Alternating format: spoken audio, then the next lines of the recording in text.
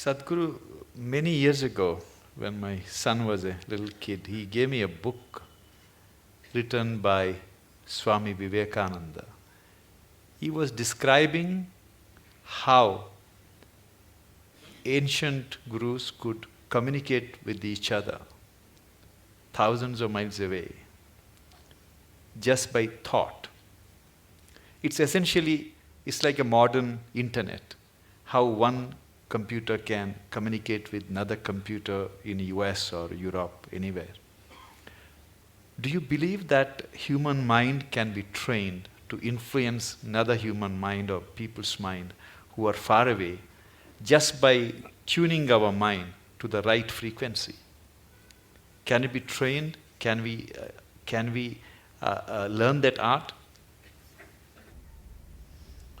You're trying to beat the cell phone companies.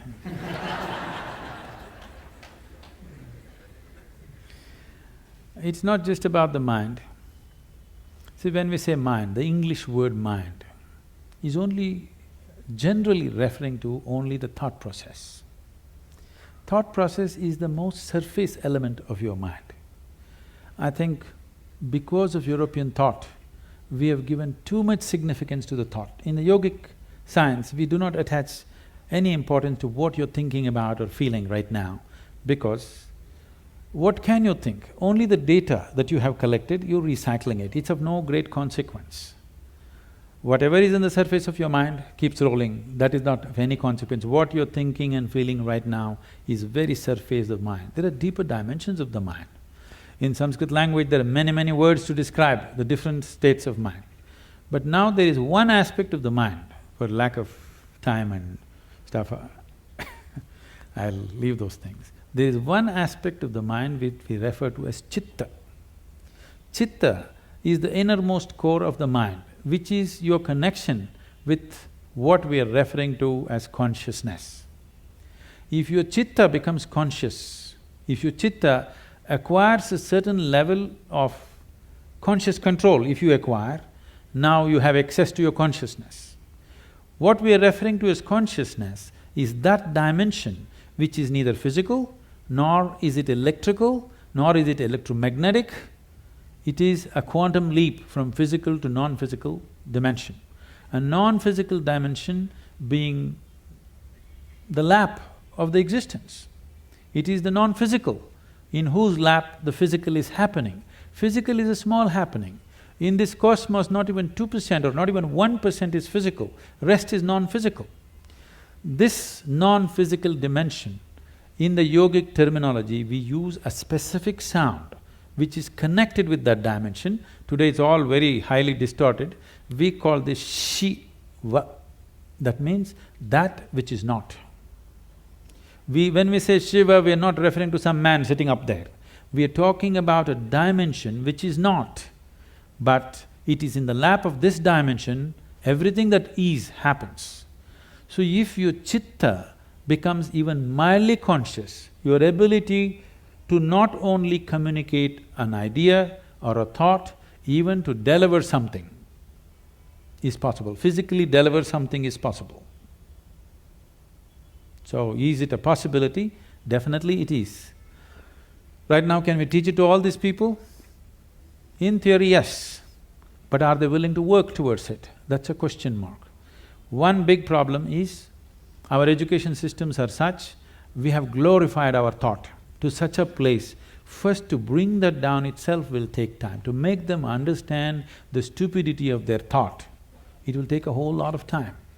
Because everybody thinks they're smart, but actually the smartest thing about most people is their phone.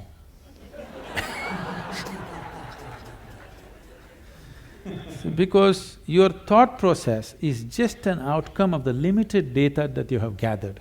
It doesn't matter if I have read the libraries of the world, still it is too limited compared to what it is, what the creation is.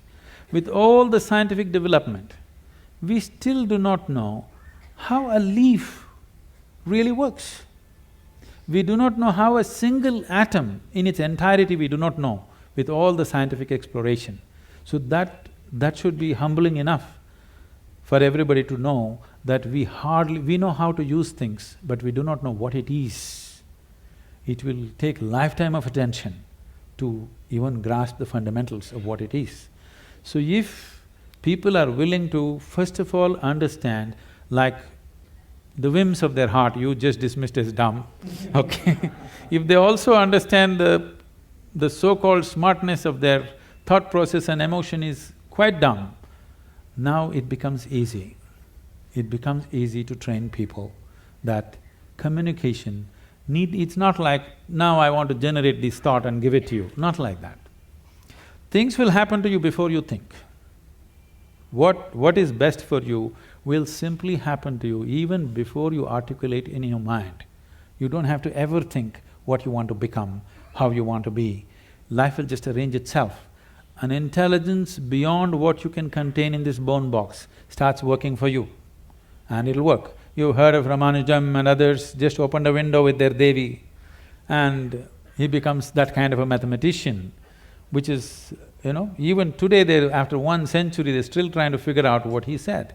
And the mathematical calculations that he gave is the backbone for describing the black holes in the universe.